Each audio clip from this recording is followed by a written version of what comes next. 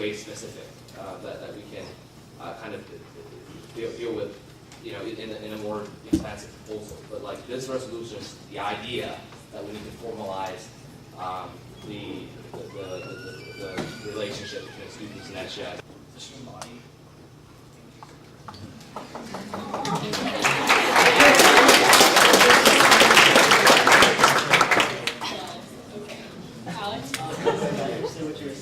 You don't want the ifs in this legislation and all like the different kind of areas, but you also refer to the fact that this is like the student SJS relationship. Like that's what this is trying to combat. It should be the student SJS professor relationship, and I don't think SJS has any right to go around the professor without notifying the professor. I don't believe the student should be penalized without that professor ever knowing. So this is kind of creating that like kind of trifecta, I guess you could say, the trinity, if you will. Versus just like that kind of like one-on-one relationship, and kind of that's the whole purpose of including this in the legislation, because it has to do with like the fundamental aspect of the legislation. So do you think your council would be against it? If we're all for this amendment. If this amendment does pass, and we're going to be happier because the professors are going to be notified if for sure, like if this resolution with this amendment passes. Do you think if that passes, you still need, if this amendment passes, you still need time to kind of delve on the resolution itself, or not? Because, you know, I think you might have misunderstood that we were kind of not for it.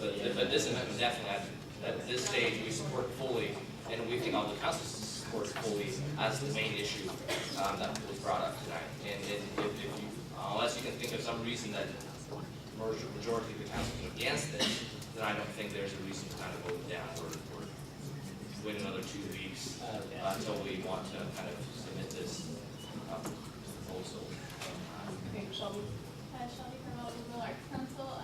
Our council, along with Business Council, did have a lot of really specific questions, and going on with gaining training, I think it is really important that they know exactly what they're voting in, yes or no, either way. So regardless of what kind of amendment we're adding, whether or not we want to assume that they would support it, I think it's important to get the support before we vote. Okay, is there a motion to vote on this amendment to SR 1005? Motion to vote on the amendment to SR 1005. Okay, is there a second? Second. Okay, all those in favor of this amendment to SR 1005, please say aye. Aye. All those opposed? Okay, the amendment has been added to SR 1005. We will now resume discussion and debate of SR 1005. Stephen. Motion to table. Second. Motion to table. Second. All those in favor of tabling SR 1005? All those opposed? Okay, SR 1005 has been tabled. Okay, moving on to SR 1008 in support of effective handling of college council funds after the closure of the student organization.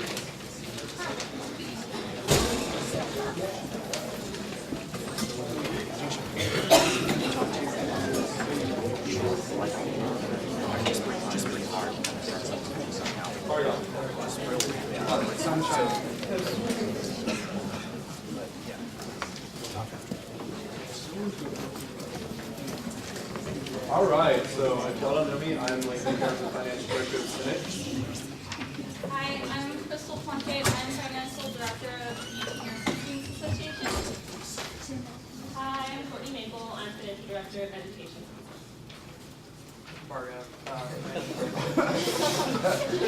Okay, and this is SR 1008 in support of effective handling of college council funds after the closure of the Student Org Bank.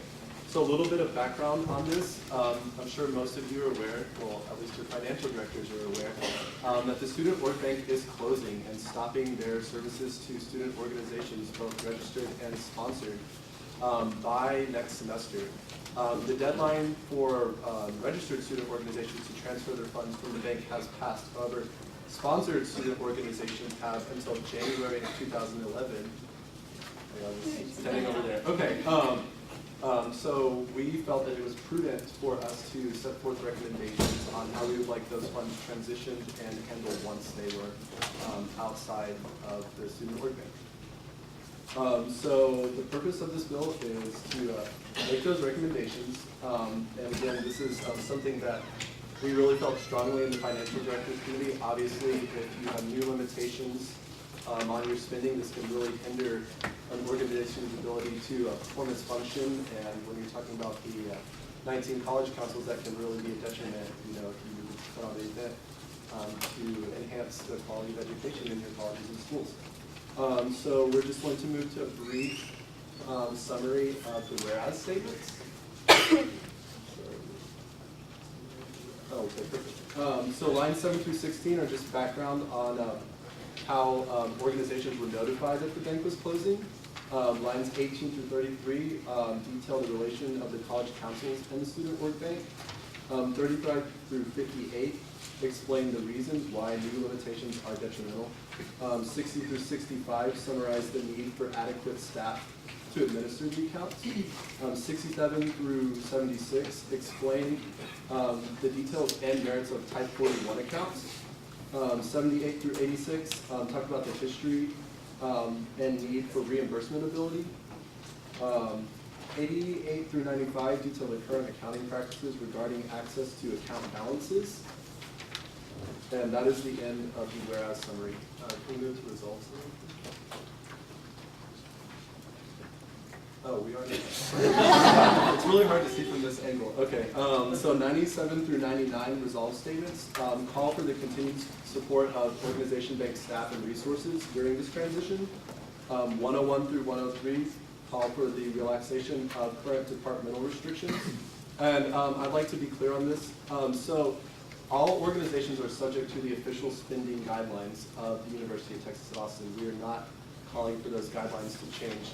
But each department and school has different guidelines and rules on what organizations can and can't do with their funds. So we are calling for consistency and also a little bit of liberty in those guidelines. Moving on, 105 through 107 call for adequate staff or the reallocation of staff responsibilities to meet the increased demand that moving sponsored accounts to the departments will cause. 109 through 111 call for the creation of Type 41 accounts to handle these new funds, and that's upon the recommendation of the Dean of Students Office and the org bank representatives. 113 through 115 call for the continued ability to reimburse an organization member, and then to wrap up, 117 through 118 call for the availability of and access to an accurate account balance. Okay, with that, we'll take question and answer for 5 minutes. Y'all getting tired? Yay. This is an exciting year. Okay, seeing no questions, take that back to your councils and we'll next week. And we'll have SR 1009, supporting coordinating the city of Rockport. This is not a 5-year-old agenda. It should be an extra thing.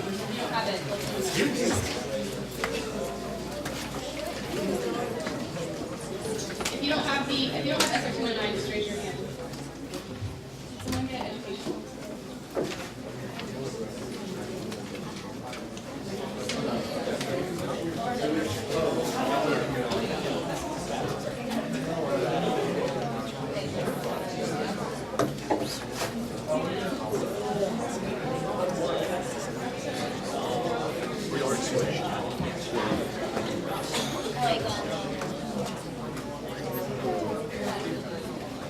Blinky ring. It's white pages, it's fine. Okay, does everyone have it? Yes. Okay. I'm Emily, and this is Francisco. We're co-chairs for academic enrichment. I'm going to have Francisco kind of give you background. Okay, so as background, right now students that want to study abroad have these resources, but they're really fragmented across many boards. They have study abroad advisors, they have this database, they can search these programs, and they have these really fragmented equivalency charts that you can see what your course will count for. But right now, the study abroad advisors, like I met with mine, I know personally, and she said that she really didn't know what effect these courses would have on my degree plan, because there's so many degree plans here at UT. We're constantly adding more and more degree plans as we go on. So the study abroad advisors don't really know how these courses will count towards your degree plan specifically, just broadly speaking. So if we can move on, please. No problem. So everybody knows what the IDA is, yes? It's the interactive degree audit. You can run degrees for your own degree.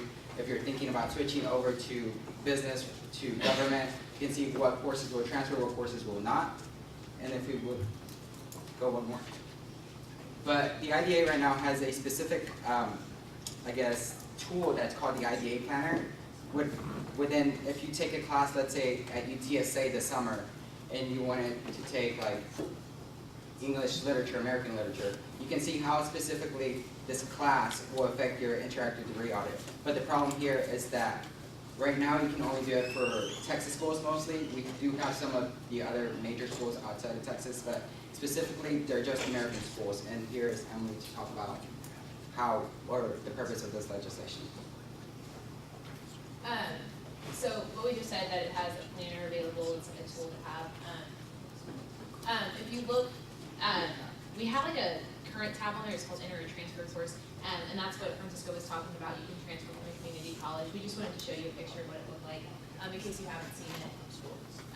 Like we said, you can pick from all the different schools. And so what we're trying to do with this is that we want to have another tab put on the IDA Planner that would be foreign courses. So when you make like a search, like you would on the transfer tab, you would just search by, I guess, country.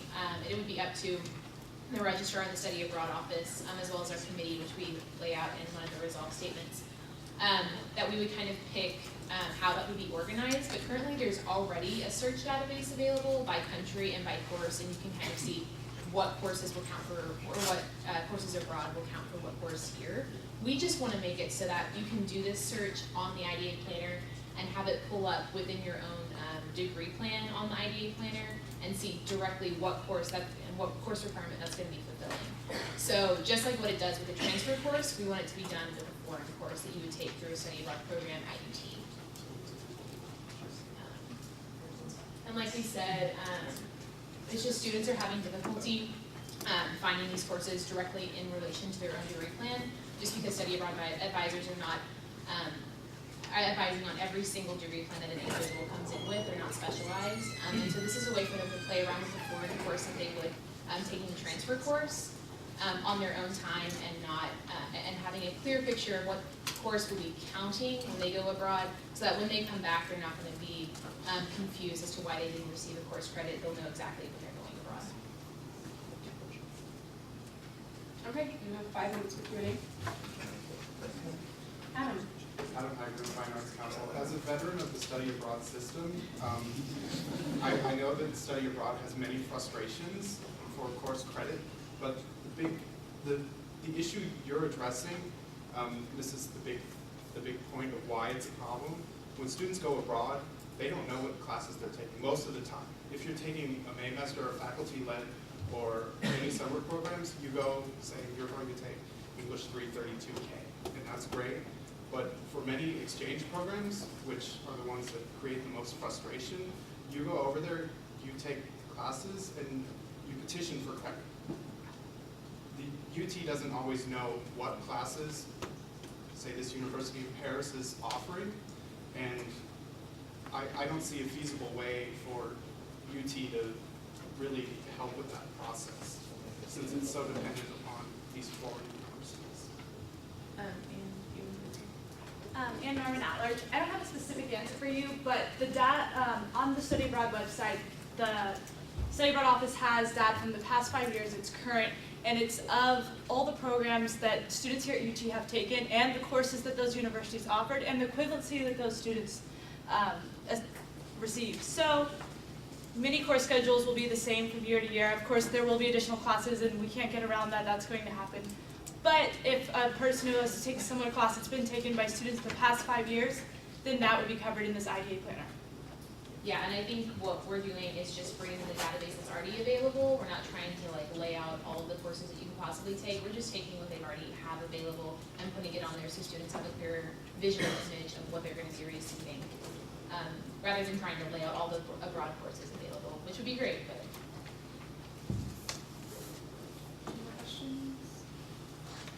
Annette with the Student Association for the School of Information. I'm just requesting a point of clarification. I did not go to UT for my undergraduate education, so I do not know if this includes grad schools or not. Yes, the searchable database is grad schools as well. Okay, thank you. Yeah.